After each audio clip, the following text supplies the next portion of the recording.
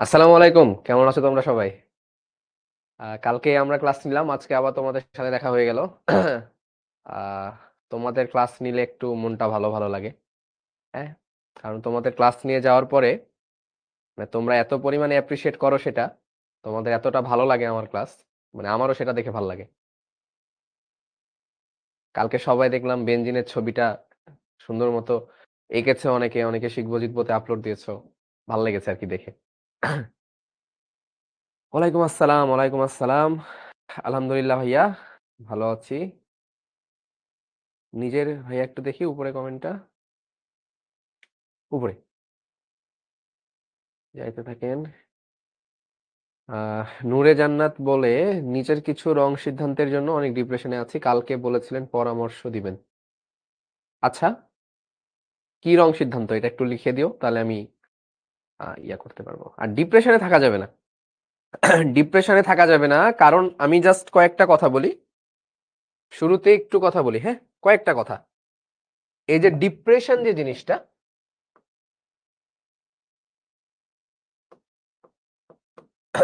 এই ডিপ্রেশন একটা lesson lesson, ঠিক আছে, এটা একটা কিন্তু চ্যাপ্টার। এটা হচ্ছে চ্যাপ্টার 1, চ্যাপ্টার 01। আচ্ছা, এটা কার চ্যাপ্টার 01? এটা হচ্ছে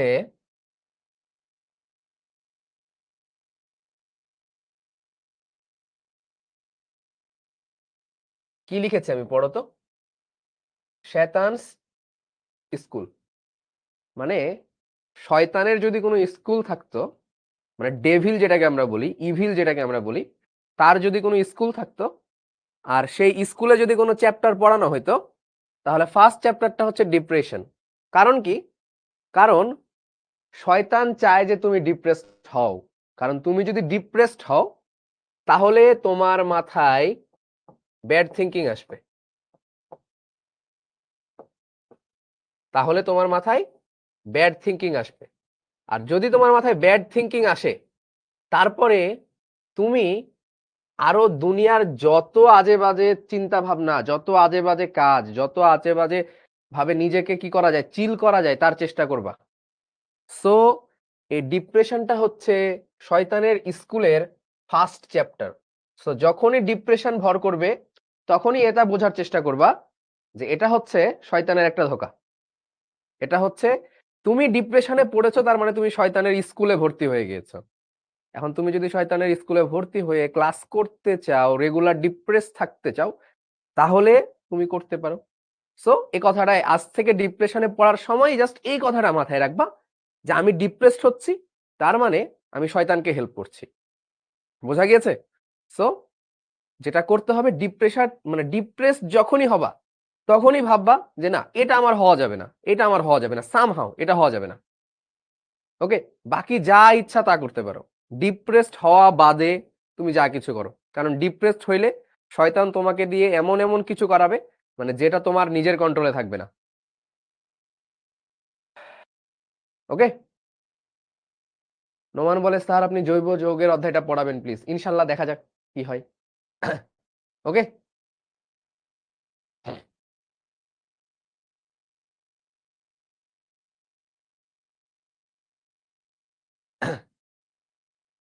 ওকে, ঠিক আছে, তাহলে আমরা শুরু করব।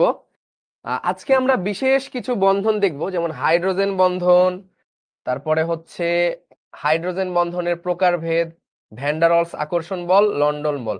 তো লন্ডন বলটা থাক, আমরা এই তিনটা জিনিসই আজকে ভালো মতো পড়বো।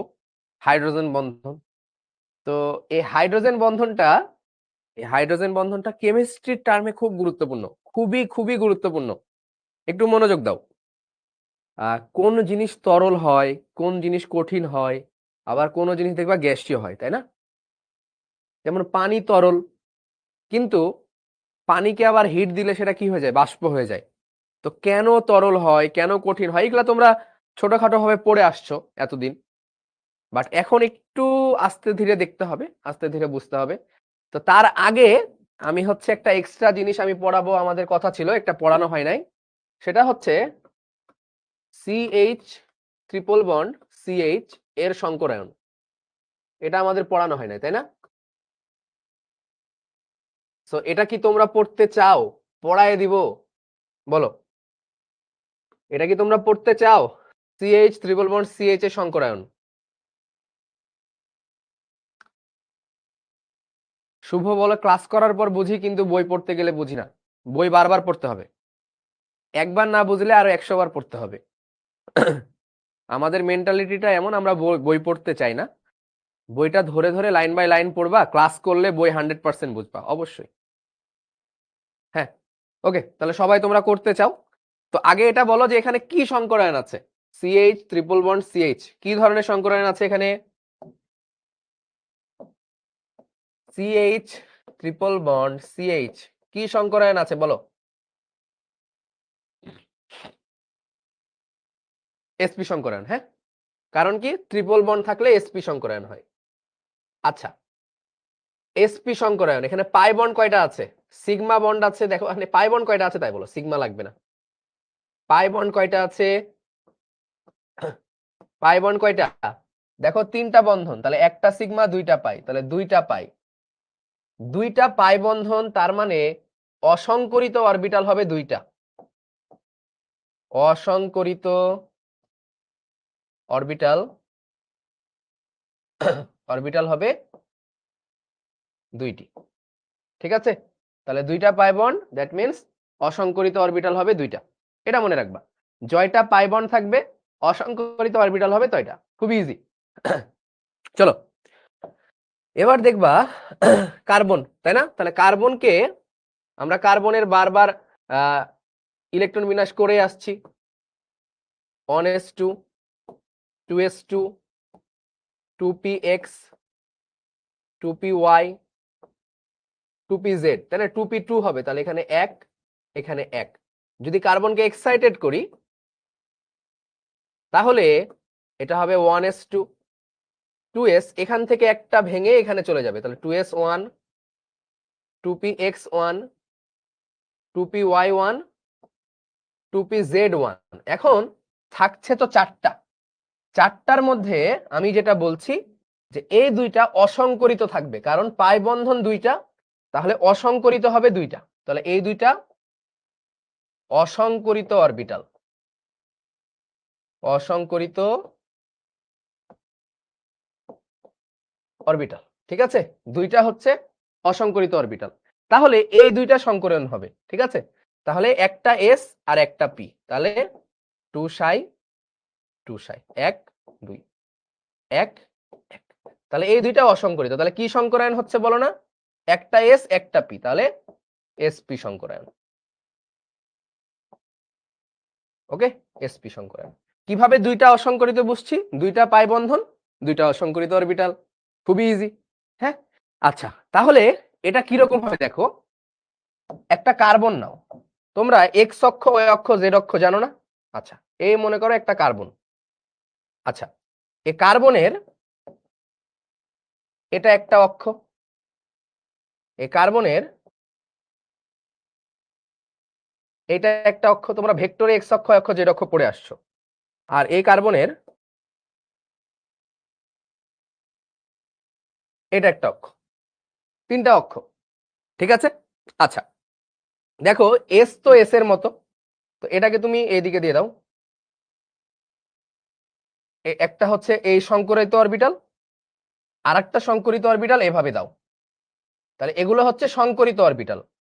আর অসংকরিত অরবিটাল গুলো দেখো, একটা ওয়াই একটা জেড, তো একটা থাকবে এইভাবে অসংকরিত অরবিটাল, এই যে এটা একটা অসংকরিত অরবিটাল, আর আরেকটা থাকবে তার সাথে লম্ব ভাবে, কারণ ওয়াই জেড অক্ষ লম্ব ভাবে থাকে, তাহলে আরেকটা থাকবে তার সাথে লম্ব ভাবে। তাহলে এই 2টা হচ্ছে অসংকরিত অরবিটাল। এটাকে তুমি নাম দাও একটা পিওয়াই বা পিজেড দিতে পারো, পিওয়াই, আর এটাকে তুমি নাম দিতে পারো পিজেড, তোমার ইচ্ছা। ঠিক আছে, তাহলে এই 2টা হচ্ছে সংকরিত অরবিটাল, আর এই উপরের 2টা হচ্ছে অসংকরিত অরবিটাল। ঠিক আছে, উষা বলে অসংকরিত অরবিটাল কি? যেটা সংকরায়নে অংশগ্রহণ করবে না। ঠিক আছে, তাহলে দেখো এটা কিরকম হবে স্ট্রাকচার। 2টা পাই বন্ড হবে, তাহলে দেখো আস্তে ধীরে দেখো, কার্বন এই যে একটা শঙ্কর অরবিটাল এভাবে দেই আমরা, আর এই যে আরেকটা শঙ্কর অরবিটাল, তাহলে হয়ে গেল দুইটা শঙ্কর অরবিটাল। এবার দুইটা দিতে হবে অসংকরিত অরবিটাল। অসংকরিত অরবিটাল একটা হচ্ছে এই যে এটা হচ্ছে একটা অসংকরিত অরবিটাল, আর আরেকটা হবে কি লম্ব, তাই না, এটার সাথে লম্ব। আচ্ছা দাঁড়াও, এটা একটু ভালো করে আঁকাই।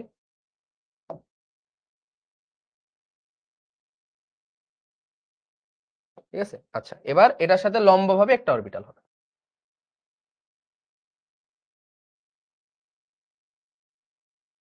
তাহলে এই হলো দুইটা অসংকরিত অরবিটাল। এবার এই দিকে আরো একটা কার্বন নাও, এই দিলাম আরেকটা কার্বন, এই কার্বনেরও দুইটা শঙ্কর অরবিটাল, এই যে একটা শঙ্কর অরবিটাল, এই যে দুইটা শঙ্কর অরবিটাল। এবার দুইটা অসংকরিত অরবিটাল, এই দাও একটা অসংকরিত অরবিটাল, এই যে হয়ে গেল অসংকরিত একটা অরবিটাল। এবার অসংকরিত আরেকটা অরবিটাল কি হবে, লম্ব ভাবে হবে, এই যে। তাহলে হয়ে গেল সংকরিত অসংকরিত। এবার এই দুইটা কি হবে, পাশাপাশি ওভারল্যাপ করবে, এই দুইটা পাশাপাশি ওভারল্যাপ করবে, তাহলে একটা পাই বন্ধন হলো, ঠিক আছে, একটা পাই বন্ধন। আর এই দুইটা পাশাপাশি ওভারল্যাপ করবে, দেন হবে দুইটা পাই বন্ধন।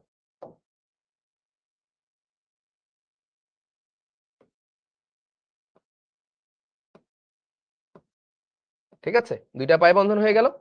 আর এগুলোতে কি হবে, হাইড্রোজেন বসে যাবে, এখানে একটা হাইড্রোজেন, এখানে একটা হাইড্রোজেন। ঠিক আছে, তাহলে এটাই হচ্ছে সিএইচ। এই যে এটা হচ্ছে সিগমা বন্ড, এই যে দিলাম সিগমা, এইটা হচ্ছে একটা হাইড্রোজেন, এই উপরের এই দুইটা মিলে একটা পাই, এই দুইটা মিলে একটা পাই, আর এই যে এই কালারের একটা পাই, তাহলে দুইটা পাই একটা সিগমা। ঠিক আছে, তাহলে এই হচ্ছে কি CH triple bond CH. So এটা যদি তোমরা বুঝতে পারো তাহলে ভালো। হ্যাঁ, অসংকরিত অরবিটাল কি,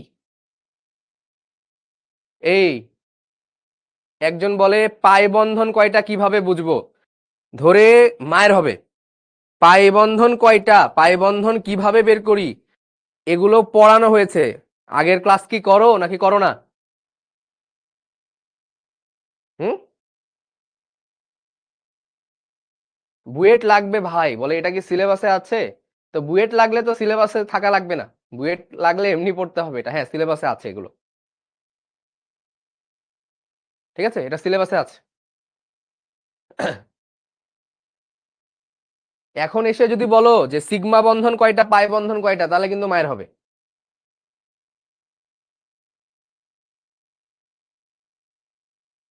একজন বলে বেনজিনে sp3 সংকরায়ন, এই বেনজিনে sp3 সংকরায়ন হয়?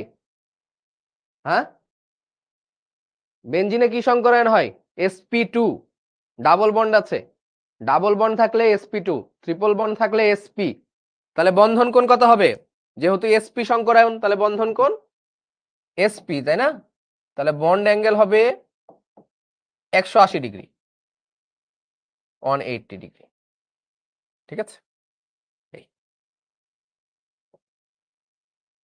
180 ডিগ্রি। তাহলে কি হলো, খুবই সিম্পল, এই যে দুইটা অরবিটাল সংকর, এ একটা সংকর এ একটা সংকর, হয়ে গেল শেষ। দুইটা অসংকরিত, এ একটা অসংকরিত এ একটা অসংকরিত, শেষ। তাহলে এই যে একটা সংকর দুইটা সংকর, এই যে একটা সংকর অরবিটাল দুইটা সংকর অরবিটাল, কাজ শেষ। একটা অসংকর অরবিটাল দুইটা অসংকর অরবিটাল, একটা দুইটা অসংকর অরবিটাল গুলো পাই বন্ড, এটার সাথে এটা এটার সাথে এটা, কাজ শেষ, একদম ইজি। খাতা কলম নিয়ে বসে করতে হবে। ঠিক আছে, চলো, এটা ছিল আমাদের লাস্ট একটা পড়া, তো এটা পড়ে নিলাম, আর আমাদের কিছু খুব একটা লাগবে না। চলো বাদ দেই তাহলে। আচ্ছা, এবার আসবে হচ্ছে, লিখো টপিকের নাম দাও, যে বিভিন্ন different type of different types of bond, different types of bond. নতুন নতুন টপিক, এই আমাদের নতুন টপিকে চলে আসছি আমরা, ডিফারেন্ট টাইপ অফ বন্ড। তো আমরা আয়নিক সমযোজী পড়ে আসছি, এবার আমরা পড়বো হচ্ছে সন্নিবেশ বন্ধন। সন্নিবেশ বন্ধন, যেটাকে ইংরেজিতে বলা হয় কোঅর্ডিনেশন বন্ড। ইংরেজিতে বলি আমরা কোঅর্ডিনেশন বন্ড। সো নতুন টপিক। আইমান বলে সকল ট্রিপল বন্ডে কি দুইটা পাই একটা সিগমা? হ্যাঁ। চলো এই নতুন টপিকে আসো, আগের টপিক বাদ দাও, আগের টপিক বাদ দাও। সন্নিবেশ বন্ধন, এটা কেমিস্ট্রি বোঝার জন্য খুবই গুরুত্বপূর্ণ। তো সন্নিবেশ বন্ধন কেউ বলতে পারো? সন্নিবেশ বন্ধন কি জিনিস কেউ বলতে পারো? আচ্ছা, মনে করো এইখানে দুইজন মানুষ আছে,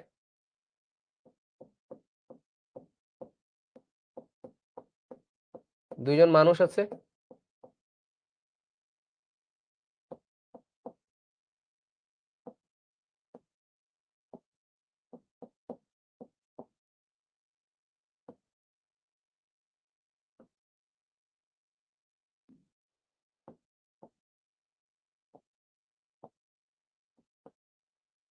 দুইজন মানুষ আছে, একজন 1 টাকা দিল, 1 টাকা,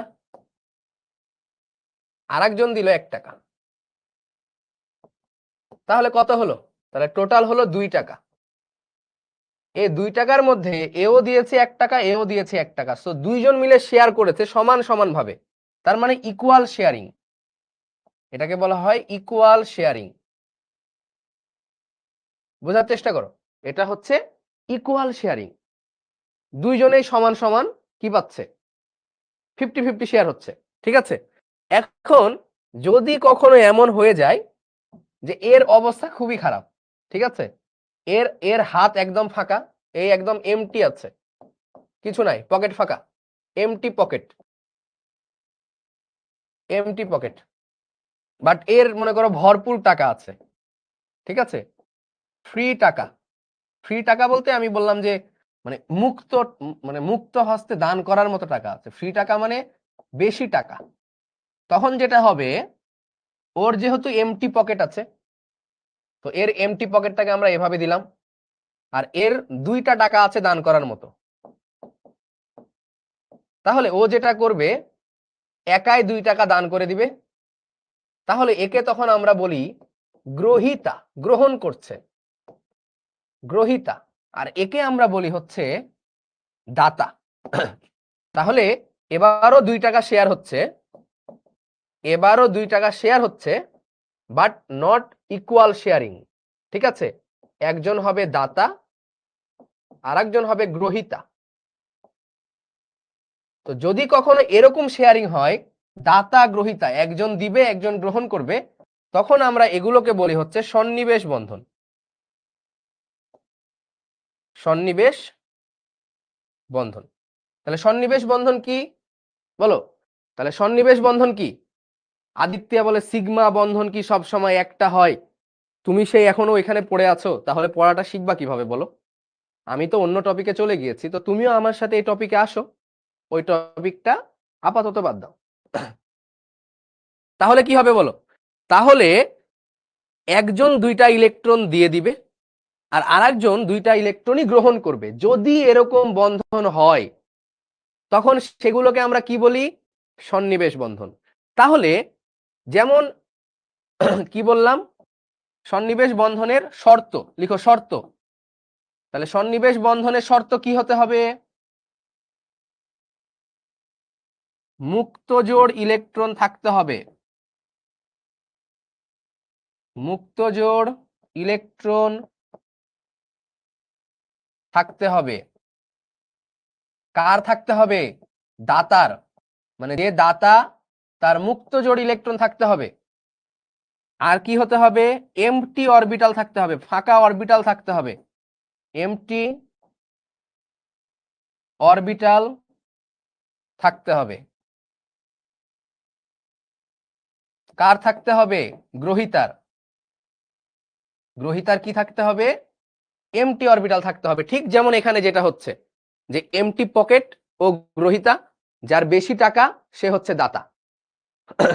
ওকে, তাহলে মুক্তজোড় ইলেকট্রন থাকতে হবে দাতার, এমটি অরবিটাল থাকতে হবে গ্রহিতার। তাহলে দাতা দান করবে, গ্রহিতা গ্রহণ করবে।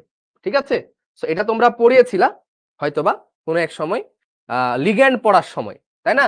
যারা মুক্তজোড় ইলেকট্রন থাকে এদেরকে আমরা বলি লিগ্যান্ড, এদেরকে আমরা আর একটা নামে ডাকি, সেটা হচ্ছে লিগ্যান্ড, যেটা তোমরা জটিল যৌগ পড়ার সময় পড়েছিলা, তাই না? তাহলে এখন আমরা ওইটাই পড়বো, বাট একটু অন্যভাবে। তাহলে মুক্তজোড় ইলেকট্রন থাকতে হবে দাতার, তাকে আমরা বলি লিগ্যান্ড, আর এমটি অরবিটাল থাকতে হবে গ্রহিতার। জেনারেলি এটা মেটাল হয়, ধাতু, মেটালগুলোর জেনারেলি এমটি অরবিটাল থাকে। ওকে, যেমন তোমাকে যদি আমি বলি যে NH4+ কিভাবে গঠিত হয়েছে, NH4+ এর গঠন ব্যাখ্যা করো, এর গঠন ব্যাখ্যা করো। এটার নাম কি? NH4+, এটার নাম বলো না। আরজুকা বলে এমটি কি? এমটি মানে হচ্ছে খালি, এমটি মানে হচ্ছে খালি।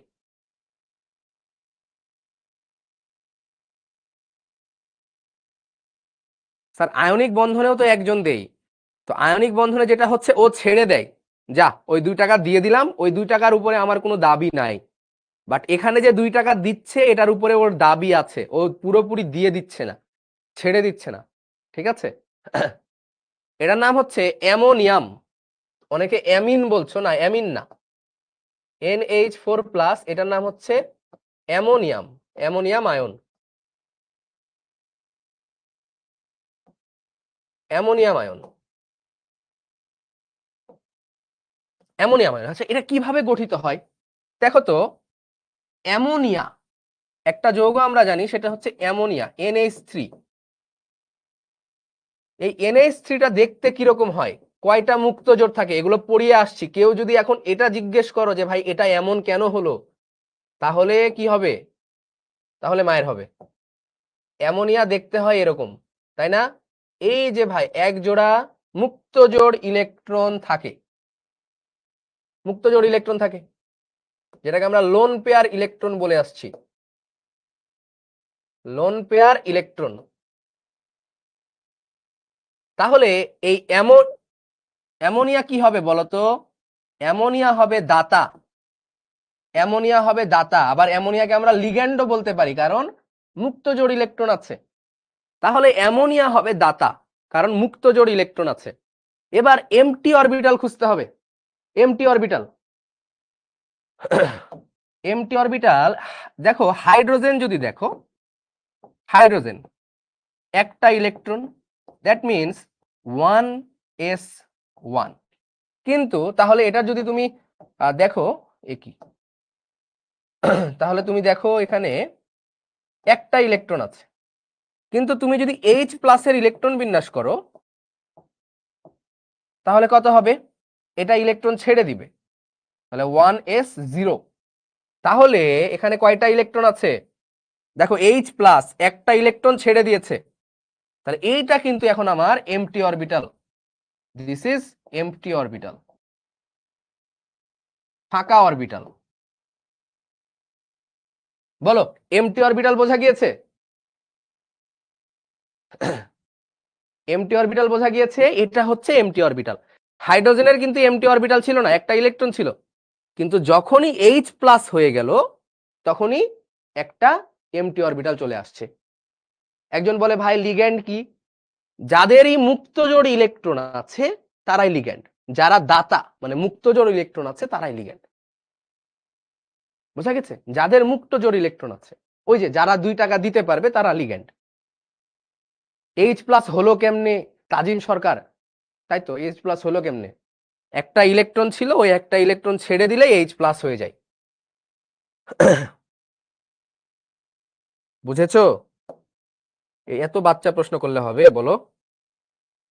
একটা ইলেকট্রন ছাড়লে H+, একটা ইলেকট্রন গ্রহণ করলে H- হয়। যাই হোক, তাহলে এই যে অ্যামোনিয়া NH3, দেখো দেখো অ্যামোনিয়া NH3,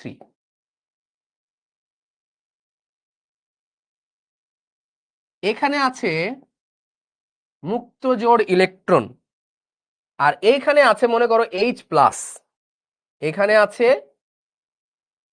H+, এর আছে হচ্ছে এমটি অরবিটাল, এই যে এমটি অরবিটাল। এখন একটা কথা তোমরা জানো,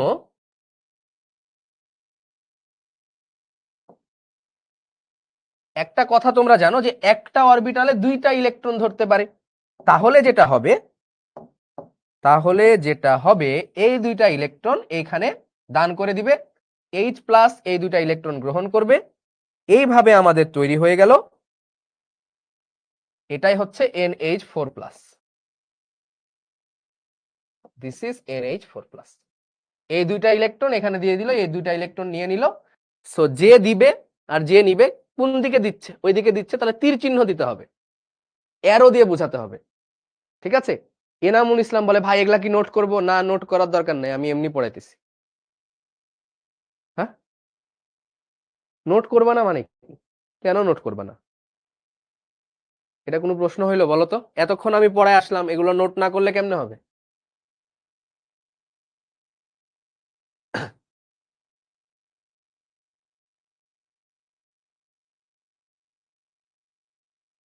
বোঝা গেছে?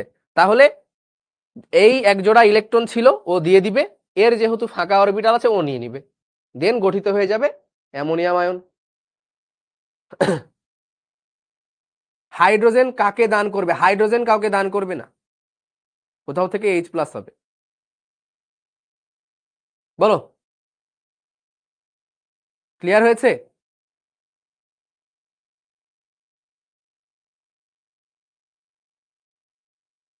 আবার বোঝো, চলো আরেকবার বোঝো। দেখো H+,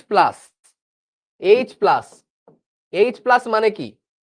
H+ মানে হচ্ছে 1s0, তার মানে এই অরবিটালে কোনো ইলেকট্রন নাই। ওর ইলেকট্রন নাই মানে কি? ও দুইটা ইলেকট্রন নিতে পারবে। আর অ্যামোনিয়াতে কি আছে বলো ভাই?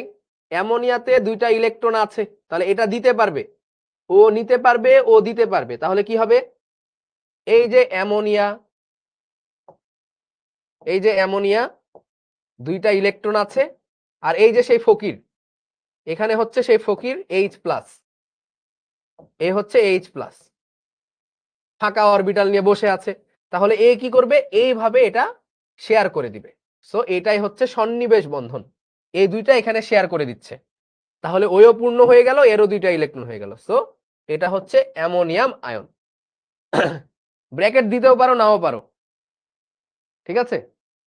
একজন বলছে NH4+ হবে না কেন? কারণ এখানে যে H+ আছে, এজন্য ওভারঅল মিলে NH4+। ওকে, তাহলে এই হচ্ছে সন্নিবেশ সমযোজী বন্ধন, সন্নিবেশ সমযোজী বন্ধন। যেমন আরেকটা বন্ধন আমরা এখন দেখব, একটু খেয়াল করো। একটা যৌগের নাম আমি লিখছি, সেটা হচ্ছে BF3NH3। এটা কিন্তু কলেজের এক্সামে দেয়, অনেক সময় কলেজ এক্সামে দেয়। আচ্ছা, এখানে একটা যৌগ না দুইটা যৌগ লিখেছি বলো দেখি? NH3BF3 একটা যৌগ নাকি দুইটা যৌগ?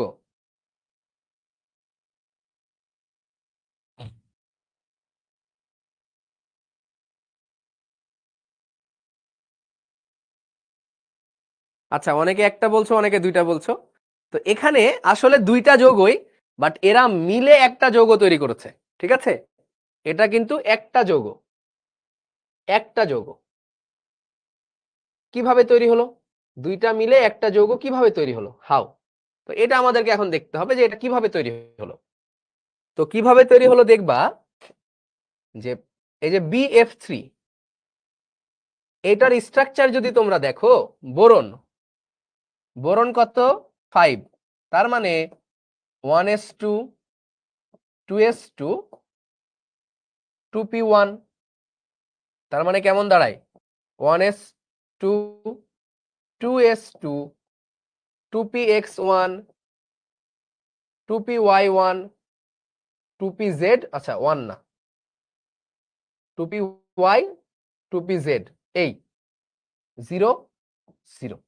যদি তুমি বোরনকে এক্সাইটেড করো, বোরনকে যদি তুমি এক্সাইটেড করো তাহলে কি হবে, 1s2 এখান থেকে একটা ভেঙে এখানে চলে যাবে, তাহলে 2s1 2px1 2py1 আর 2pz 0। তাহলে এই তিনটা মিলে BF3 গঠন করবে, আমি দেখিয়েছিলাম এই তিনটা মিলে BF3 গঠন করবে। কি সংকরায়ন? sp2 সংকরায়ন।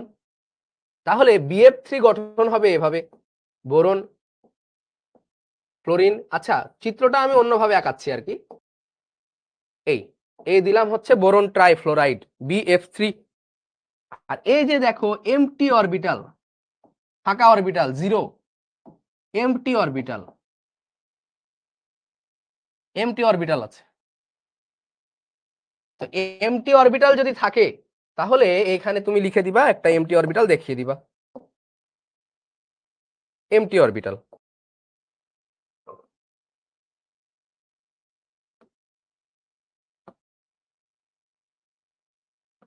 এই দেখো এমটি অরবিটাল। এখন এই এমটি অরবিটাল মানে কি বলো, এই দাতা হবে নাকি গ্রহিতা হবে? যদি এমটি অরবিটাল হয় তাহলে সে দাতা হয় নাকি গ্রহিতা হয়? হ্যাঁ, এক্সামে চিত্র দেওয়ার সময় ফাঁকা অরবিটাল আমি যেভাবে দেখাচ্ছি ওইভাবে দেখাবা।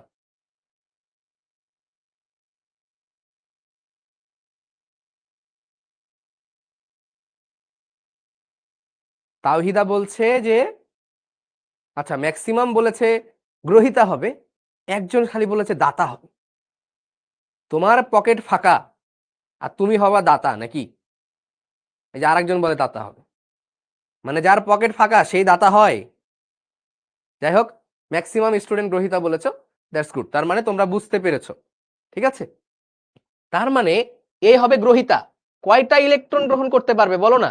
একটা অরবিটাল ফাঁকা, একটা অরবিটালে কয়টা ইলেকট্রন ধরে? একটা অরবিটালে 2টা ইলেকট্রন ধরতে পারে, তার মানে ও 2টা ইলেকট্রন গ্রহণ করতে পারবে। তার মানে 2টা ইলেকট্রন গ্রহণ করতে পারবে, গ্রহণ করতে পারবে, ঠিক আছে? তাহলে এই হয়ে গেল, এই হচ্ছে গ্রহিতা। তাহলে এটা হচ্ছে গ্রহিতা। এখন যৌগটা ছিল আমার BF3NH3 বা NH3BF3, যাই লিখো না কেন, এইটা। তো যেটা হবে সেটা একটু খেয়াল করো, এই হচ্ছে নাইট্রোজেন, নাইট্রোজেনের এ হচ্ছে একটা হাইড্রোজেন, এ একটা হাইড্রোজেন, এ একটা হাইড্রোজেন। নাইট্রোজেনের আছে মুক্ত জোড় ইলেকট্রন, তার মানে ও হবে দাতা। তার মানে এই হবে কি দাতা, মুক্ত জোড় ইলেকট্রন আছে। আর এই পাশে হচ্ছে BF3, এই পাশে হচ্ছে BF3, ফ্লোরিন ফ্লোরিন ফ্লোরিন। আর ওর আছে আবার ফাঁকা অরবিটাল, এমটি অরবিটাল, মানে ইলেকট্রন জোড় গ্রহণ করতে পারবে। তাহলে এই হবে কি গ্রহিতা, এই হবে গ্রহিতা। তারপরে কি হবে বলতো, এই যে দাতা 2টা ইলেকট্রন দিতে পারবে, এ কি করবে 2টা ইলেকট্রন নিতে পারবে, তাহলে খুব সুন্দর মতো এখানে এটা এখানে দান করে দিবে। দেন এরা দুজন একসাথে জোড়া লেগে যাবে এবং এটাকে আমরা বলি NH3BF3 বা BF3NH3, যেটা ইচ্ছা লিখতে পারো। NH3 দেন ডট দিয়ে BF3 লেখা হয়।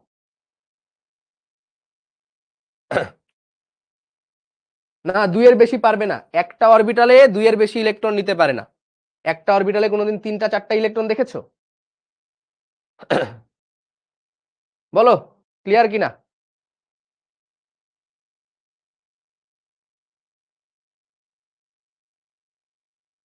এই যৌগের নাম নাই, এটাকে অ্যাডাক্ট কম্পাউন্ড বলা হয়, অ্যাডাক্ট। এগুলোকে বলা হয় অ্যাডাক্ট কম্পাউন্ড।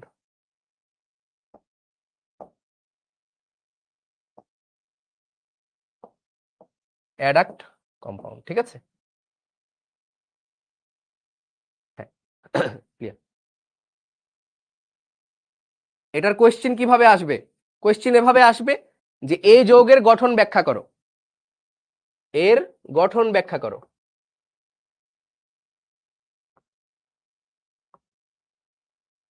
এর গঠন ব্যাখ্যা করো, এইভাবে কোয়েশ্চেনে দিবে।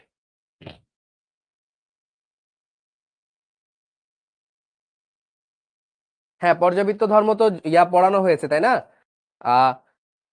আয়নীকরণ শক্তি পড়ানো হয়েছে। তড়িৎ ঋণাত্মকতা আগের দিন হালকা দেখিয়েছি, আজকে তড়িৎ ঋণাত্মকতা আবার একটা বলবো, ঠিক আছে?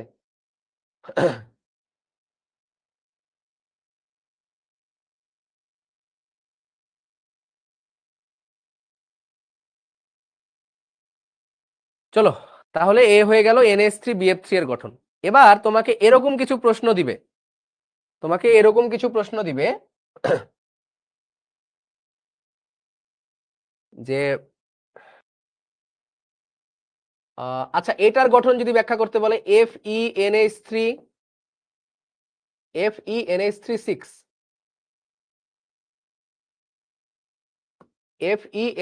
6 আর তার সাথে দিল K2 FeCN6 বা FeNH3। আচ্ছা, K2 হবে না, দাঁড়াও একটু। K2 FeCN6 এর গঠন ব্যাখ্যা করো, এর গঠন ব্যাখ্যা করো।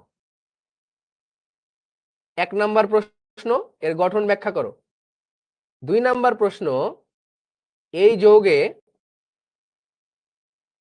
যৌগে কয় ধরনের বন্ধন রয়েছে?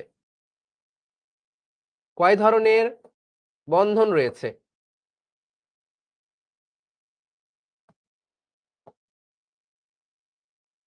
3 নাম্বার প্রশ্ন, এই যৌগে মোট কয়টি বন্ধন রয়েছে? কয়টি বন্ধন রয়েছে? এটা তোমরা পড়ে আসছো না? তার একটু বেসিক পড়ালে ভালো হয়। আমি তো যে বেসিক ধরে পড়াই, আমি একটা কথা বলি, আমি যে বেসিক ধরে পড়াই এটাতে most of the student bored হয়ে যায়। যেমন কিছুদিন আগে সবাই বলছিল, স্যার এগুলো ক্লাস 10-এ পড়ে আসছি, 9-এ পড়ে আসছি। তো বেসিকের কোনো কমতি নাই, হয়তোবা তুমি আগের ক্লাসগুলো ভালো মতো করো নাই। ও হ্যাঁ, এটা K4 FeCN6 হবে। তো এটা তোমরা, শাওন ভাই করিয়েছে, আমি জানি শাওন ভাই এটা করিয়েছে, যে এটা জটিল যৌগ। ঠিক আছে, এখন যদি কেউ জটিল যৌগের বেসিক আমার কাছে চাও, তাহলে সেটার তো সময় নাই, তাই না? সেটা তো পড়ানো হয়েছে, তাই না? বলো, এটা জটিল যৌগ পড়ানো হয়েছে না? তোমরা একটু জানাও আমাকে যে জটিল যৌগটা পড়ানো হয়েছে কিনা। আমি শিওর যে পড়ানো হয়েছে।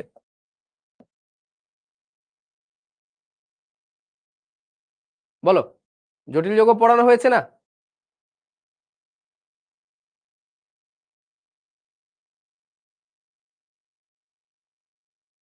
হ্যাঁ, পড়ানো হয়েছে। আর যারা বলছো যে আগের ক্লাস পাও নাই, তারা রেকর্ডেড ক্লাস করে নিবা। তো এই যৌগটার গঠন ব্যাখ্যা করতে বলেছে, তো এটা কিভাবে করব দেখো। এখানে K4 FeCN6, তো তোমরা যারা করে আসছো তারা জানো যে এটা কিরকম হয়। তাহলে এখানে কে, তাহলে পটাশিয়াম হয় প্লাস, তাহলে এটাকে যদি ভাঙো, এটাকে ভাঙলে পাওয়া যাবে 4K প্লাস, 4টা পটাশিয়াম আছে, তাহলে 4টা প্লাস, আর এটা হবে তাহলে FeCN6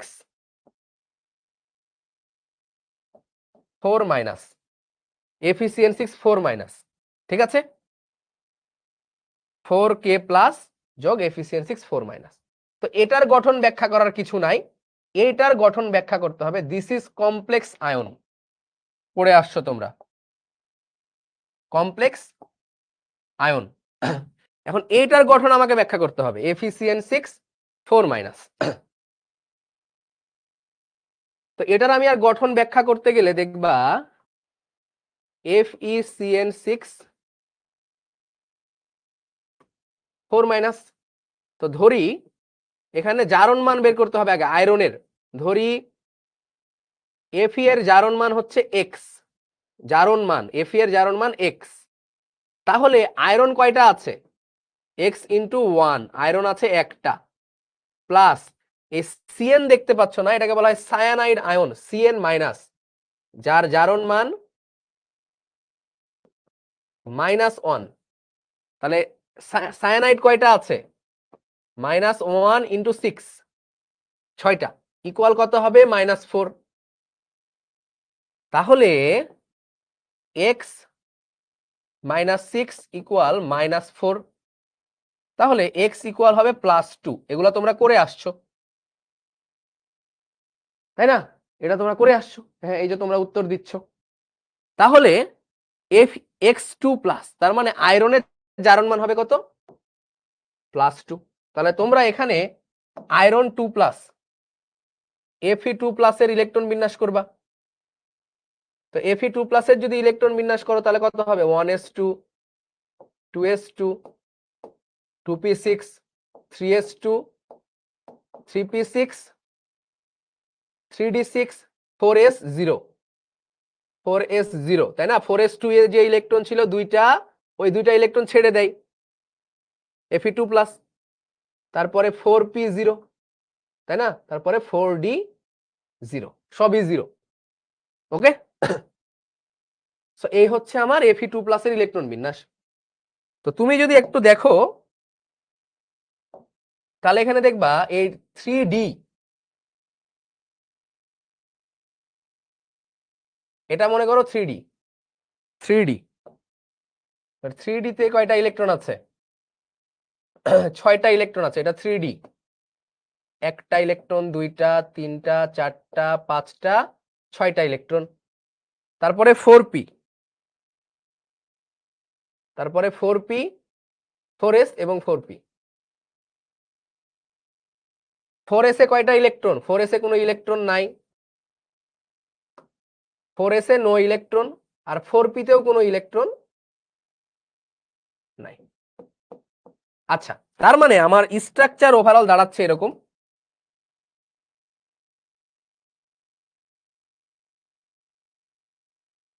যারা জটিল যৌগ পড়ো নাই, জটিল যৌগের ক্লাস করে নিও প্লিজ, ঠিক আছে?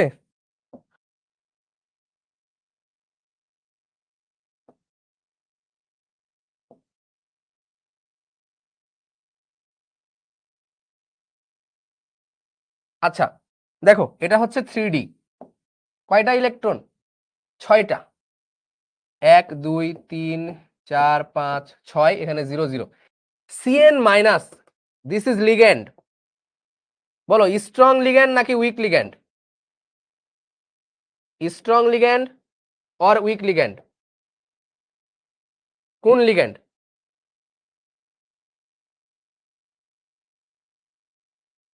বলো, এটা স্ট্রং লিগ্যান্ড নাকি উইক লিগ্যান্ড? হ্যাঁ, এই তো তোমরা বলছো স্ট্রং লিগ্যান্ড, তাহেরা বলছে উইক লিগ্যান্ড, সিদরাতুল মুনতাহা বলছে উইক লিগ্যান্ড। না, সবসময় দেখবা যে নাইট্রোজেনের লিগ্যান্ডগুলো স্ট্রং লিগ্যান্ড হয়। নাইট্রোজেনের যে লিগ্যান্ডগুলো মনে রাখবা, নাইট্রোজেনের লিগ্যান্ডগুলো স্ট্রং লিগ্যান্ড। নাইট্রোজেন আছে না Cn মাইনাস, তাহলে এটা কিন্তু strong ligand, not weak ligand. Strong ligand হলে কি হবে? এইগুলো বিকর্ষণ হবে, বিকর্ষণ হয়ে এগুলো এক ধারে চলে আসবে। এগুলো কি হবে? বিকর্ষণ হবে।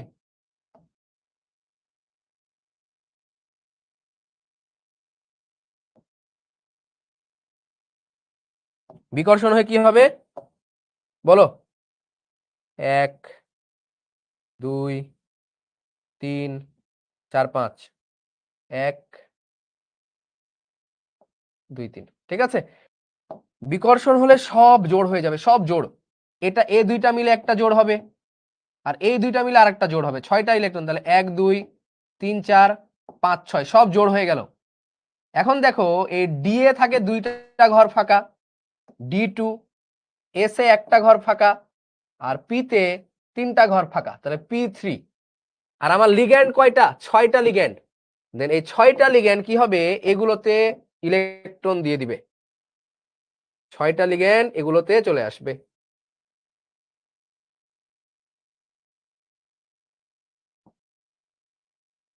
এই যে 6টা CN মাইনাস, এদের 2টা করে ইলেকট্রন আছে,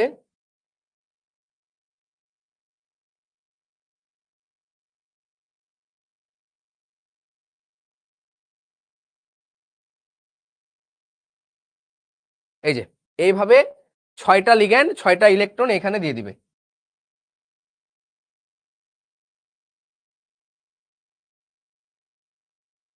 ঠিক আছে, জারণ মান কেমনে বুঝবো? -1 হবে যে জারণ মান, এটা বুঝে নিতে হবে যে কিভাবে বুঝবো -1 হবে। এটা CN মাইনাস না, তাহলে -1। ঠিক আছে, তাহলে এইভাবে এটা গঠিত হয়। এবার যেটা করতে হবে সেটা হচ্ছে গঠন, স্ট্রাকচার। তাহলে স্ট্রাকচারটা হচ্ছে Fe2+। আচ্ছা, কি সংকরায়ন আছে এখানে? D2sp3 সংকরায়ন, D2sp3 সংকরায়ন। D2sp3 সংকরায়নের স্ট্রাকচার তোমরা জানো কিরকম হয়? আহা,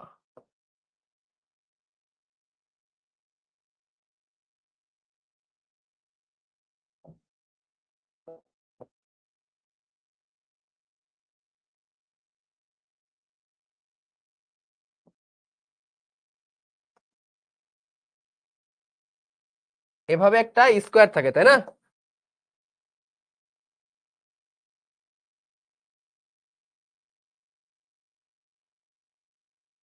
এই চলো, তাহলে কি হবে? এখানে CN minus, CN minus, CN minus, CN minus, CN minus, CN minus, এই তো থাকে, তাই না? তারপরে জাস্ট সব যোগ করে দিতে হয়।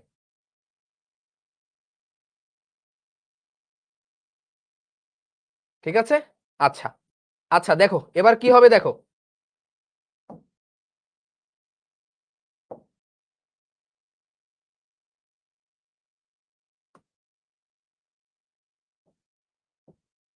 খেয়াল করো, আমরা জটিল যৌগ পড়ছি না, আমরা একটু অন্য টাইপের জিনিস পড়ছি। এখানে 2টা প্লাস 6টা মাইনাস, 2টা প্লাস 6টা মাইনাস, তাহলে +2 -6, ওভারঅল কত হয়? -4। যে কারণে এই যে দেখবা এখানে আমরা এই যে -4, তার মানে এই জিনিসটা ওভারঅল হচ্ছে 4 মাইনাস। আর এটার সাথে যুক্ত হবে কি?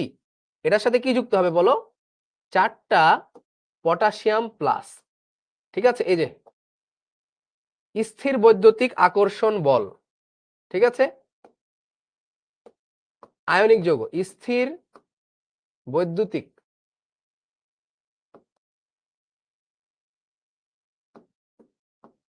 স্থির বৈদ্যুতিক আকর্ষণ বল। তার মানে এই যে 4 মাইনাস আর এই 4 প্লাস, এরা একসাথে যুক্ত হচ্ছে কিসে? এখানে হবে আয়নিক বন্ধন,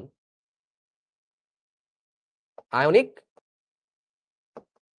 বন্ধন। ঠিক আছে, তাহলে আমার এভাবে যুক্ত হচ্ছে K4Fe CN6। ঠিক আছে, সো এইভাবে তোমাকে এটা ব্যাখ্যা করতে হবে। এই যে 4 মাইনাস দিয়েছি, ও এখানে একটা মাইনাস হবে। বলো। আব্দুল্লাহ বলে স্যার চিত্র আঁকাতে হবে না, এমনি মার্ক দিয়ে দিবে। তুমি খালি লিখবা যে শিশির ভাইয়া বলেছে, তাহলে মার্ক দিয়ে দিবে।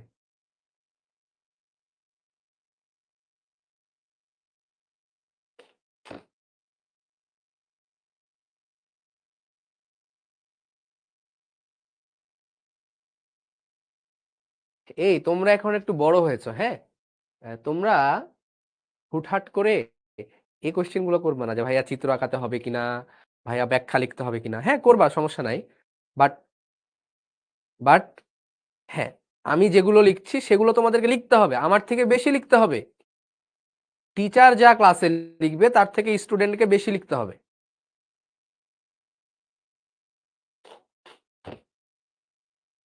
বর্ণনা লিখবা কিভাবে বলো তো? বর্ণনা লিখবা, এই সবগুলোই তো বর্ণনা, এই 2 পেজ ধরে আমি লিখতেছি, এগুলো কি বর্ণনা না? এগুলোই সাজিয়ে গুছিয়ে লিখবা। হ্যাঁ, আচ্ছা, তাহলে গঠন আমাদের হয়ে গেল, গঠন হয়ে গেল। যোগে কয় ধরনের বন্ধন রয়েছে, কয় ধরনের বন্ধন রয়েছে, এবার দেখতে হবে কয় ধরনের বন্ধন।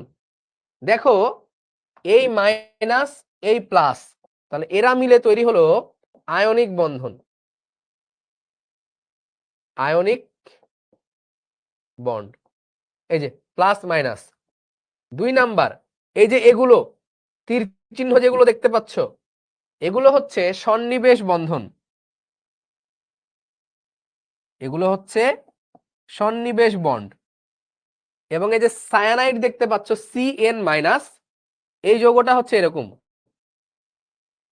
CN মাইনাস, ঠিক আছে, CN মাইনাস।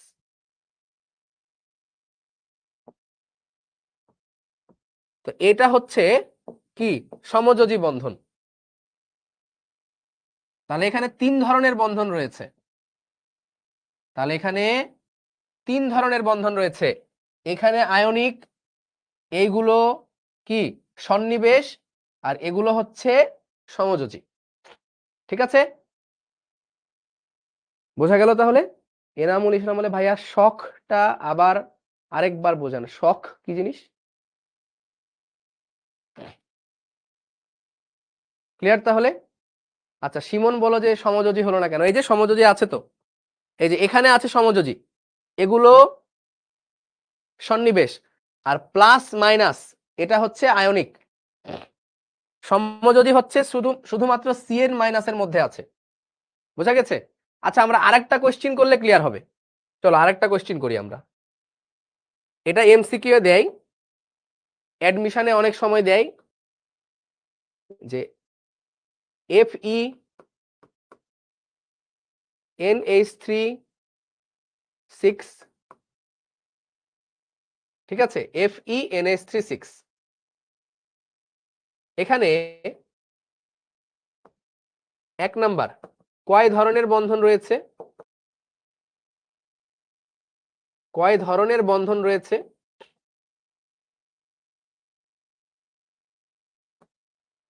2 নাম্বার কয়টি বন্ধন রয়েছে,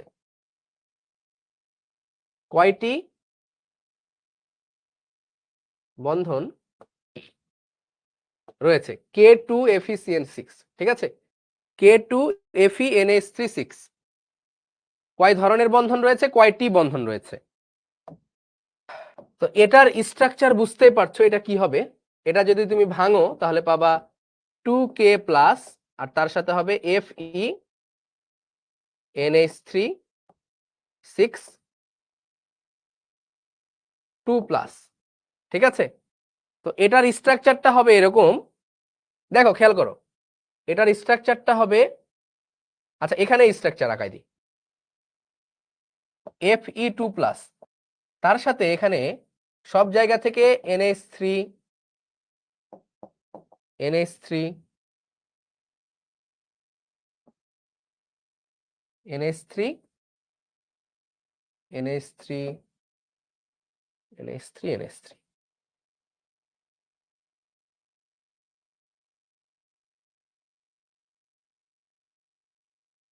কি হবে? সন্নিবেশ 1 2 3 4 5 6, এই যে 6টা সন্নিবেশ, ঠিক আছে। এবং তাহলে এখানে তৈরি হচ্ছে কি, এখানে তৈরি হচ্ছে, দেখো অ্যামোনিয়াতে তো কোনো চার্জ নাই, তাহলে Fe2 প্লাস, তাহলে ওভারঅল হচ্ছে 2 প্লাস, আর তার সাথে যুক্ত হবে কি, সরি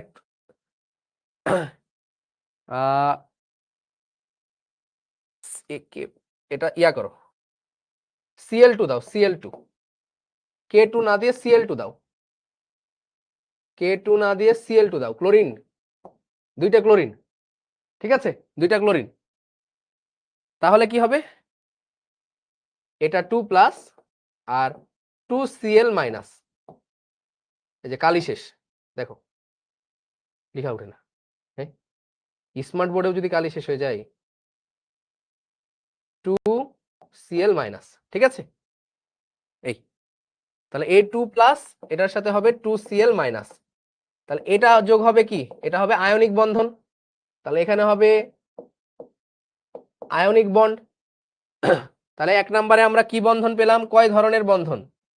1 নাম্বার আমরা পাবো আয়নিক বন্ধন। 2 নাম্বারে আমরা পাবো এই যে সন্নিবেশ বন্ধন।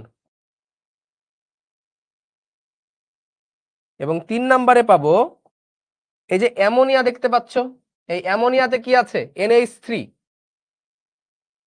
NH3 এটা তো সমযোজী, তাহলে সমযোজী বন্ধন। 3 ধরনের বন্ধন।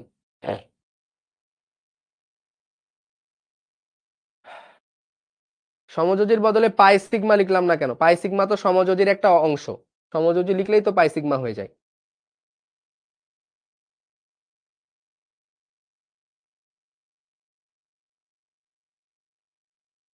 ঠিক আছে, তাহলে এই যে এই 3 ধরনের বন্ধন রয়েছে, আয়নিক, সন্নিবেশ, সমযোজী। হ্যাঁ, এই যে প্লাস মাইনাস আয়নিক, এই যে এগুলো হচ্ছে সন্নিবেশ, তীর চিহ্ন দিয়ে যেগুলো, এগুলো সন্নিবেশ। আর এই যে অ্যামোনিয়া, একটা অ্যামোনিয়াতে আছে কি, সবগুলো অ্যামোনিয়াতে আছে সমযোজী। এবার হচ্ছে কয়টি বন্ধন রয়েছে, কয়টি বন্ধন, এটার জন্য আচ্ছা তোমরা বলো তো কয়টা বন্ধন রয়েছে এখানে, দেখি বলো কয়টি বন্ধন রয়েছে।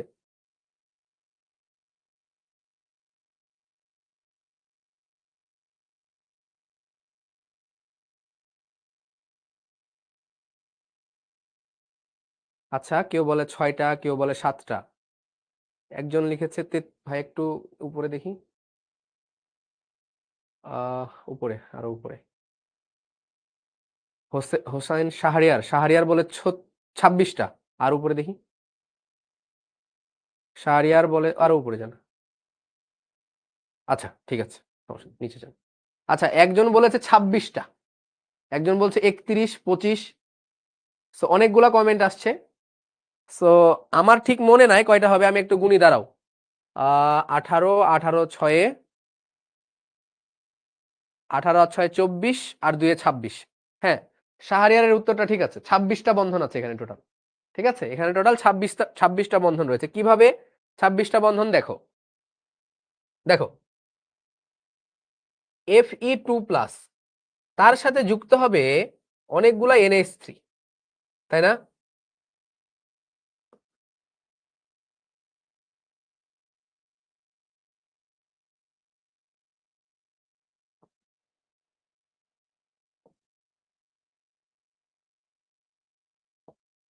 দেখো এখানে N N N N N N, এই সবগুলোতে আছে কি বলতো, NH3, হাইড্রোজেন, এই যে NH3 তে এতগুলো করে বন্ধন আছে।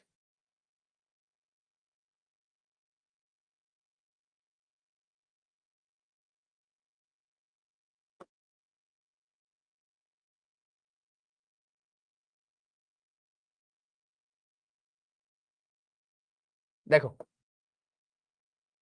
তাহলে এবার গুনো কয়টা করে বন্ধন আছে। ঠিক আছে, এটা গেল, এবং এটার সাথে আবার এটা তো 2+, এই ওভারঅল মিলে 2+, এই 2+ এর সাথে আবার 2টা ক্লোরিন মাইনাস যোগ আছে, তাহলে এখানে হচ্ছে আয়নিক। আয়নিক কয়টা, আগে আয়নিক কয়টা গুনো, আয়নিক হচ্ছে এই যে 2+ আর 2টা মাইনাস, তাহলে 2টা আয়নিক, 2টা ক্লোরিন যুক্ত হচ্ছে না, তাহলে 2টা আয়নিক। তাহলে লিখো আয়নিক হচ্ছে কয়টা, 2টা, আয়নিক 2টা। সন্নিবেশ কয়টা, সন্নিবেশ সোজা, এই বলো সন্নিবেশ কয়টা আছে, সন্নিবেশ কয়টা বলো বলো,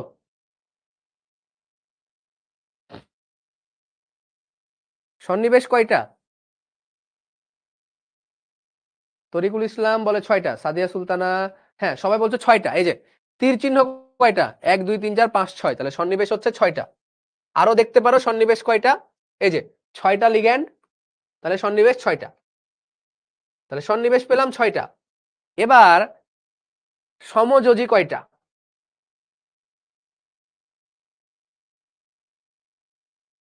সমযোজী কয়টা? এই যে দেখো, একটা যদি তুমি যৌগ দেখো, তাহলে একটা, দুইটা, তিনটা সমযোজী, তাহলে 3 3 3 3 3 3 3 6 18। তাহলে সন্নিবেশ হচ্ছে, সমযোজী হচ্ছে 18টি। ঠিক আছে, তাহলে টোটাল কয়টা? 18 আর 6 24 আর 2 26টা। এই যে দেখো, 1 2 3 4 5 6, একটাতে 3টা করে আছে, তাহলে 3 6 18। তাহলে টোটাল বন্ধন হচ্ছে 26টা। সো এরকম কোয়েশ্চেন আসতে পারে যে কয় ধরনের বন্ধন রয়েছে এবং কয়টি বন্ধন রয়েছে। যদি বলে কয় ধরন, তাহলে 3 ধরন, আয়নিক, সন্নিবেশ, সমযোজী। আর যদি বলে কয়টি বন্ধন রয়েছে, তাহলে উত্তর হবে 26টা। সো কয়টা আর কয় ধরন, এই দুইটার মধ্যে পার্থক্য আছে।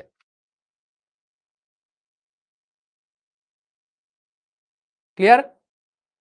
আয়নিক দুইটা বুঝলাম না, দুইটা ক্লোরিন যুক্ত হয়েছে, দুইটা ক্লোরিন। দেখো, আয়নিক যদি না বোঝো, তাহলে মনে মনে ধরে নাও যে এইখানে একটা প্লাস, এইখানে একটা প্লাস, এইখানে একটা ক্লোরিন মাইনাস, এইখানে একটা ক্লোরিন মাইনাস। এই যে স্থির বৈদ্যুতিক আকর্ষণ বল, ইলেকট্রোস্ট্যাটিক ফোর্স, একটা আয়নিক, এই যে প্লাস মাইনাস, ইলেকট্রোস্ট্যাটিক ফোর্স, দুইটা আয়নিক, একটা আয়নিক, দুইটা আয়নিক। ঠিক আছে? সো আগেরটাতে কয়টা আছে এটা জিজ্ঞেস করছো, আগেরটায় কয়টা আছে সেটা তোমরা ফাইন্ড আউট করো না। এই যে আমি তো দিয়ে দিয়েছি এখানে CN মাইনাসের স্ট্রাকচার।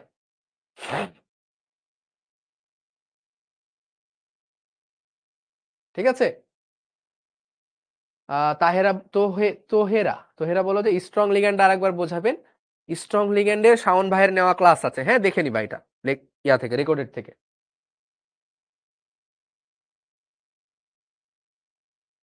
ভাইয়া আমি ক্লোরিন পাবোটা কোথায়? তো ক্লোরিন কোথায় পাবা মানে, যৌগের মধ্যে ক্লোরিন আছে। কি বলো? ক্লোরিন কি তুমি বাসা থেকে নিয়ে যেতে চাচ্ছ, বা এক্সাম হলে তোমাকে ক্লোরিন খাতা থেকে, ইয়া থেকে বের হয়ে আসবে, কোশ্চেন পেপার থেকে ক্লোরিন বলবে হ্যালো আই এম ক্লোরিন, আমাকেও গোনো নাকি? এভাবে তো বলবে না। এই যে ক্লোরিন দেওয়া আছে তো। ঠিক আছে, আচ্ছা ঠিক আছে। তাহলে আমরা বিভিন্ন ধরনের বন্ধনের গঠন গণনা করা শিখলাম, সাথে আমরা সন্নিবেশ বন্ধনটা শিখলাম। এবার আমরা যেটা শিখব, তোমাদেরকে এক্সট্রা ফাঁকা খাতা রাখতে বলেছিল না? সো তোমরা খাতাটা বের করো এবং লিখো তড়িৎ ঋণাত্মকতা। পর্যায়বৃত্ত ধর্মের একটা বড় ধর্ম হচ্ছে তড়িৎ ঋণাত্মকতা। যদিও আগের দিন একটু বলেছি, আজকে আরো ডিটেলসে বলি।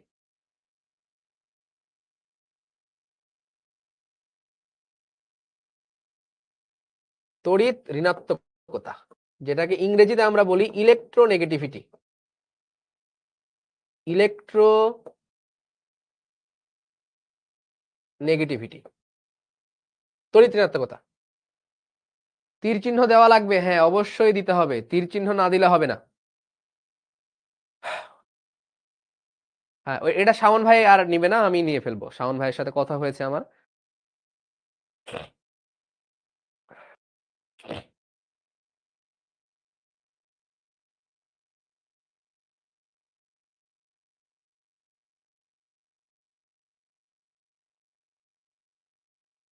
ওকে, সো চাইলে তোমরা ওইখানে নোট করতে পারো, চাইলে এখানেও নোট করতে পারো। ঠিক আছে, চলো। তড়িৎ ঋণাত্মকতা, তড়িৎ ঋণাত্মকতা কি বলেছিলাম, এটা সংজ্ঞাটা লিখবা, সংজ্ঞাটা বুঝলে সবকিছু বুঝে যাবা। সমযোজী বন্ধনে, সমযোজী বন্ধনে আবদ্ধ, সমযোজী বন্ধনে আবদ্ধ বন্ধন জোড় ইলেকট্রনকে, বন্ধন জোড় ইলেকট্রনকে, ইলেকট্রনকে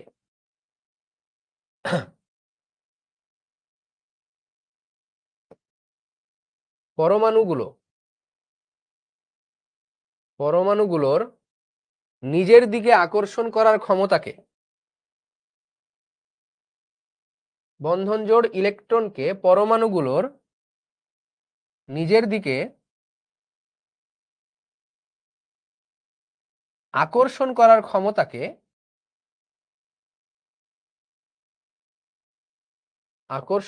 ক্ষমতাকে তড়িৎ ঋণাত্মকতা বলে।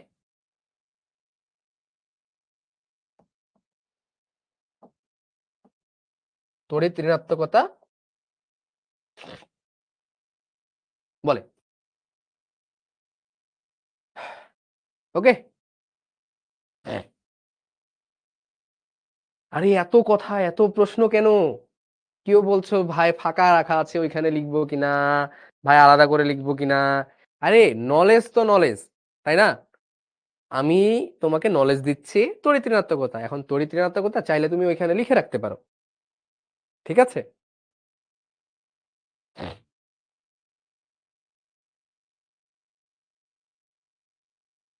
তাহলে তড়িৎ ঋণাত্মকতার সংজ্ঞা হচ্ছে এটা: সমযোজী বন্ধনে আবদ্ধ বন্ধন জোড় ইলেকট্রনকে পরমাণুগুলোর নিজের দিকে আকর্ষণ করার ক্ষমতাকে বলে তড়িৎ ঋণাত্মকতা। যেমন HCl, হাইড্রোজেন ক্লোরাইড, এখানে ক্লোরিন কি করবে, একটা ইলেকট্রন দিবে আর হাইড্রোজেন একটা ইলেকট্রন দিবে। দেন এইটাকে আমরা বলি কি, এইটাকে আমরা বলি হচ্ছে বন্ধন জোড় ইলেকট্রন। এখন এই বন্ধন জোড় ইলেকট্রনকে দুইজন মিলে নিয়ে টানাটানি শুরু করবে। বন্ধন জোড় ইলেকট্রনকে দুইজন মিলে নিয়ে টানাটানি শুরু করবে কিভাবে? দেখো, হাইড্রোজেন নিজের দিকে টানবে, ক্লোরিন নিজের দিকে টানবে। এই যে শেয়ার করা হয়েছে, শেয়ার করেছে কিন্তু দুইজন টানাটানি করবে, বুঝেছো? এখন টানাটানিটার যে ক্ষমতা, আকর্ষণ করার ক্ষমতাকে তড়িৎ ঋণাত্মকতা বলে। যে বেশি আকর্ষণ করবে তার তড়িৎ ঋণাত্মকতা বেশি, যে কম আকর্ষণ করবে তার তড়িৎ ঋণাত্মকতা কম। খুবই ইজি কনসেপ্ট। সমযোজী বন্ধনে আবদ্ধ বন্ধন জোড় ইলেকট্রনকে পরমাণুগুলো, এই যে এই পরমাণুগুলো নিজের দিকে আকর্ষণ করার ক্ষমতা। তো সব সময় যেটা হয় দেখবা যে এই ক্লোরিন, যেটা এই ক্লোরিন কি করে, নিজের দিকে টেনে নেয়। যে টেনে নিবে সে হয়ে যাবে আংশিক ঋণাত্মক, কারণ ঋণাত্মক জিনিস টেনে নিয়েছে। আর যেহেতু পুরোপুরি টেনে নেয় নাই, এজন্য পুরোপুরি মাইনাস দেওয়া যাবে না, আংশিক প্লাস মাইনাস, আর এটা হয়ে যাবে আংশিক প্লাস। তাহলে আংশিক ঋণাত্মক, আংশিক ধনাত্মক, এই হচ্ছে তড়িৎ ঋণাত্মকতা, ঠিক আছে? তো আমাদেরকে যেটা করতে হবে, কোন দিক থেকে কোন দিকে বাড়ে, কোন দিক থেকে কোন দিকে কমে, সেটা আমাদেরকে দেখতে হবে, সেটা আমাদেরকে দেখতে হবে। আসলে এটা কিভাবে আসলো? দেখা গেল একটা HCl নেওয়া হলো। দেখো আমি বলি এটা কিভাবে দেখা হয়, মাইক্রোস্কোপিক ভিউ, ঠিক আছে, বা মলিকিউলার অ্যানালাইসিস। মলিকিউলার অ্যানালাইসিস, এই HClটা দেখতে এরকম মনে হয়, এই যে HCl,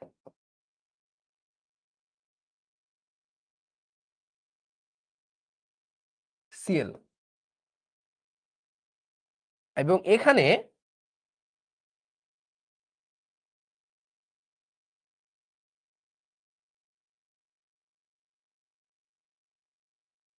ইলেকট্রন ক্লাউড, এটাকে বলা হয় ইলেকট্রন ক্লাউড।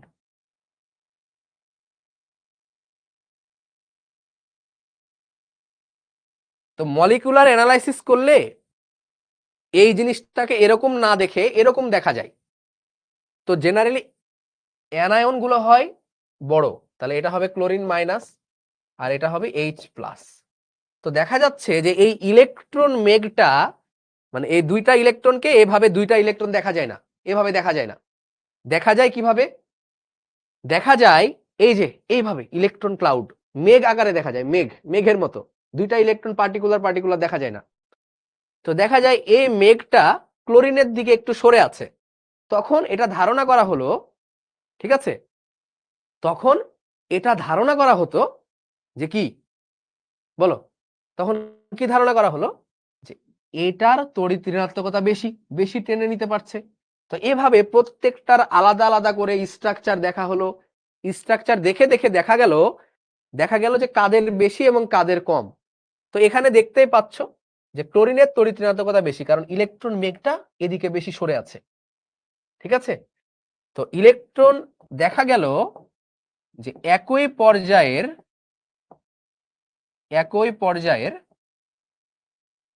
লিখো বাম থেকে ডানে, একই পর্যায়ের বাম থেকে ডানে তড়িৎ ঋণাত্মকতা বৃদ্ধি পায়।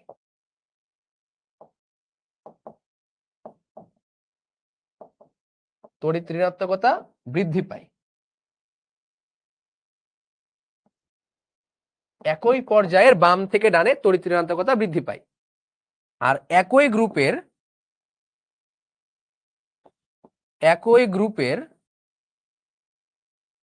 উপর থেকে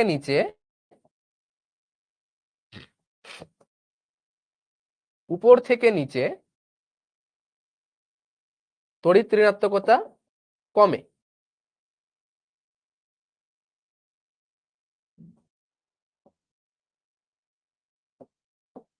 ঠিক আছে, এটা হচ্ছে এইভাবে বারবার অ্যানালাইসিস করে দেখা গেল যে একই পর্যায়ের বাম থেকে ডানে তড়িৎ ঋণাত্মকতা বৃদ্ধি পায়, আর একই গ্রুপের কি হয় উপর থেকে নিচে তড়িৎ ঋণাত্মকতা কমে।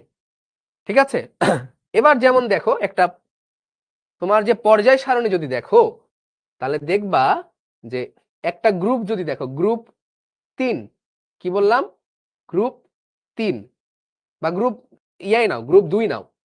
গ্রুপ 2 এ কি কি আছে? Lithium, beryllium, boron, carbon, nitrogen, oxygen, chlorine, তাই না? এইগুলো ওই বাদ, নিয়ন বাদ। তো এই গ্রুপ 2 এর যে মৌলগুলো বলো, এর মধ্যে তড়িৎ ঋণাত্মকতা কার বেশি হবে? আমাদেরকে এখানে বলেছে একই পর্যায়ের বাম থেকে ডানে তড়িৎ ঋণাত্মকতা বৃদ্ধি পায়। তো আমরা দেখছি একই পর্যায়ের বাম থেকে ডান, আর আমরা যদি পর্যায়টাও নেই, একই গ্রুপটাও যদি নেই, তাও দেখা যাবে। গ্রুপ নিলে দেখবো এই গ্রুপে কি আছে? হাইড্রোজেন, হেলিনাকে, তাই না? রুবি সাজাবে ফ্রান্সে। Hydrogen, lithium, sodium, potassium, rubidium, caesium, francium. আবার এইখানেও মনে করো এটা যদি আমরা নেই,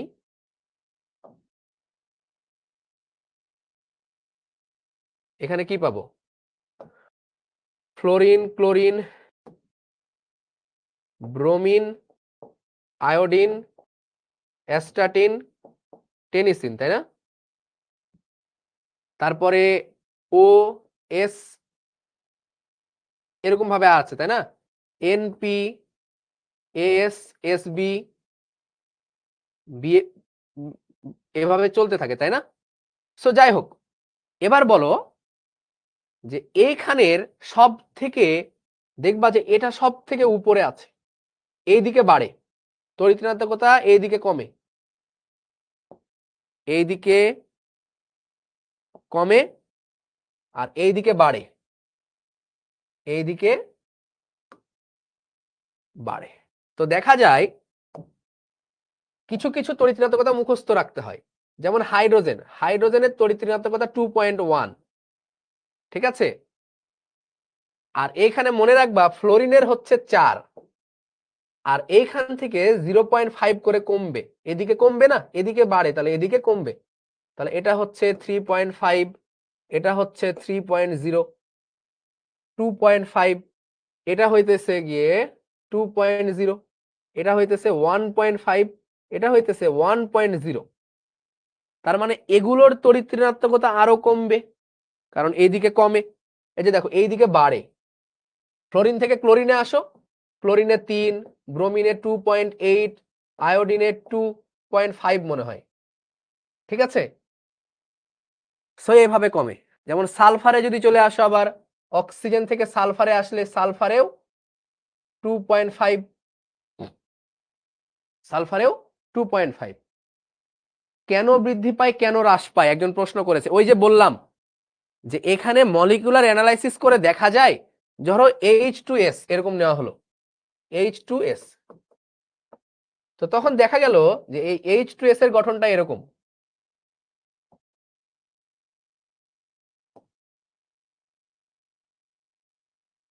এটা হচ্ছে হাইড্রোজেন, হাইড্রোজেন, এটা হচ্ছে সালফার 2-। তো দেখা গেল যে ইলেকট্রন মেঘগুলো সালফারের দিকে বেশি থাকে ঝুঁকে, ইলেকট্রন মেঘগুলো সালফারের দিকে বেশি ঝুঁকে থাকে। তার মানে কি? তার মানে বোঝা গেল সালফার হচ্ছে বেশি ইলেকট্রোনেগেটিভ। এভাবে প্রত্যেকটা যৌগ অ্যানালাইসিস করে করে এগুলো দেখা গেল যে কে বেশি তড়িৎ ঋণাত্মক এবং কে বেশি তড়িৎ ঋণাত্মক না। ঠিক আছে, সো তোমরা এই কয়টা ভ্যালু যদি মুখস্থ রাখো তাহলেই হবে, এই কয়টা ভ্যালু মুখস্থ রাখলেই হবে। এই দিকে বাড়ে, এই দিকে কমে, বাড়ে কমে। তাহলে কি হলো বিষয়টা? এই যে এই দিকে বাড়ে এবং এই দিকে কমে। ঠিক আছে, পর্যায় সারণীর সব থেকে বেশি তড়িৎ ঋণাত্মক মৌল হচ্ছে ফ্লোরিন। ফ্লোরিন হলো সব থেকে বেশি তড়িৎ ঋণাত্মক মৌল, সব থেকে বেশি তড়িৎ ঋণাত্মক মৌল।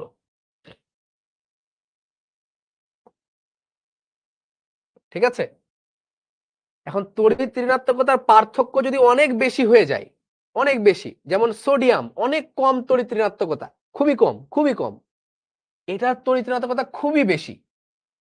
এজন্য NaCl, মনে করো NaCl, এখানে নেওয়া আছে NaCl, কোথায় নেই দেখো NaCl, তো এটার তড়িৎ ঋণাত্মকতা খুবই কম, দেখো খুবই কম, তাই কিনা? খেয়াল করো না, এটার তড়িৎ ঋণাত্মকতা খুবই কম। আর এই যে এই বরাবর এসে ক্লোরিন সব থেকে বেশি, এই পর্যায়ের সব থেকে বেশি। তার মানে ক্লোরিন অনেক বেশি। তো যখন খুবই কম খুবই বেশি হয় তখন যেটা হয়, আর আংশিক প্লাস আংশিক মাইনাস হয় না, তখন সরাসরি মাইনাস সরাসরি প্লাস হয়ে যায়, তখন আমরা এটাকে বলি আয়নিক যৌগ, তখন আমরা এটাকে বলি আয়নিক যৌগ।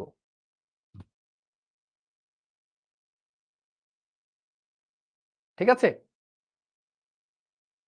একজন বলে যে এখানে আমি নিষ্ক্রিয় গ্যাস নেই নাই কেন?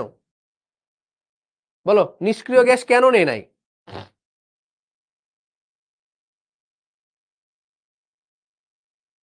একজন বলে তড়িৎ ধনাত্মকতা হয় না কেন? তড়িৎ ধনাত্মকতা হবে তো, তড়িৎ ঋণাত্মকতা বেশি মানে তড়িৎ ধনাত্মকতা কম, তড়িৎ ঋণাত্মকতা কম, তড়িৎ ধনাত্মকতা বেশি।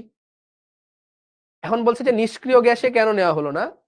নিষ্ক্রিয় গ্যাস এ কারণে নেওয়া হলো না, কারণ নিষ্ক্রিয় গ্যাস তো যৌগই গঠন করে না, ওই তো যৌগ গঠন করে না, তাহলে কিভাবে, এ তো যৌগই হবে না, যৌগ না হলে কিভাবে বুঝবো যে ইলেকট্রন কোন দিকে সরে যাচ্ছে?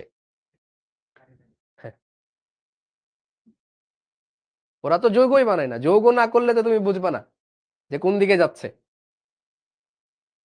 ঠিক আছে, সো আমরা তড়িৎ ঋণাত্মকতা পড়লাম, সব ভ্যালু মনে রাখতে হবে না, আমি যেগুলো লিখে দিয়েছি এই কয়টা মুখস্থ রাখলেই হবে, মাস্ট মুখস্থ করবা এগুলো।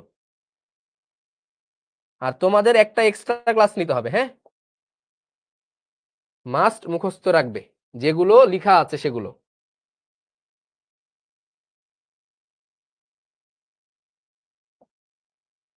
ঠিক আছে, তো আজকে এ পর্যন্তই রাখি। একজন বলো জেনন করে, জেনন করে, বাট জেননকে অনেক কি করতে হয়, অনেক কাহিনী করতে হয়। ইলেকট্রোনেগেটিভিটি ডিফারেন্স কত হইতে পারে? অনেক হইতে পারে। হ্যাঁ, এগুলো আস্তে আস্তে দেখবো যে ডিফারেন্স কেমন হইলে কিরকম হয়, কখন সমযোজী হয়, কখন তড়িৎ আয়নিক হয়, হ্যাঁ এগুলো দেখবো।